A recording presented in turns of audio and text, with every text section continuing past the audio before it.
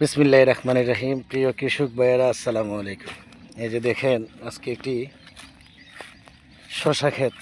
শশা ক্ষেত্রে অবশ্য জমিটা আমাদের করছে আমার আর এক মামা হই, আমাদের দাস সম্প্রদায় হীরালাল মামা। অনেক সুন্দর করে করছে। আসলে ওনার ছেলেরা নিয়ে অনেক কষ্ট করে, তবে বিশেষ করে গরমকালে এই যে দেখেন নতুন শশা, কিন্তু এখনও ভালো করে গাছগুলাই হয়েছে না, যে শশার সাইজ ভালো না।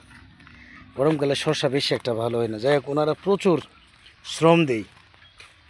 সকলে দোয়া করবেন ওনাদের জন্য, কারণ এটা জমি সবজি করতে গেলে অনেক পরিশ্রম, অনেক আর্থিকভাবে টাকা পয়সা খরচ করতে হয়।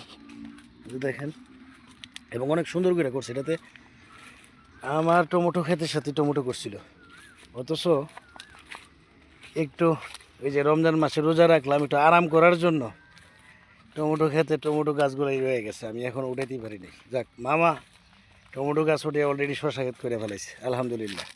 দোয়া করি বেটার শশা ক্ষেত ভালো হোক।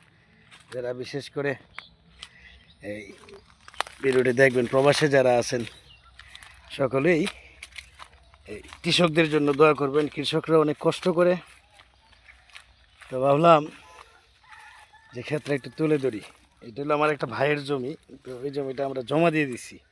তো ওনা অনেক দিন ধরে এই জমিগুলো করতেছে, তো উনিও কষ্ট করে, মানুষও ভালো, এবং সবজি করার সিজন বুঝে উনি সবজি করে এবং ভালো বুঝে সবজির ব্যাপারে, ওনার যথেষ্ট আইডিয়া। তো যাই হোক, তারপরে বৃষ্টি হয়েছে, পানিরও একটা যে শূন্যতা ছিল, এই পানিটাও, এই শূন্যতাটাও চলে গেছে। তো গাছ আল্লাহর রহমতে এখন ফুল ফলাইতেছে, কিছু ফলও আসছে এই যে। যাই হোক, সকলেই দোয়া করবেন। আসসালামু আলাইকুম, আল্লাহ হাফিজ।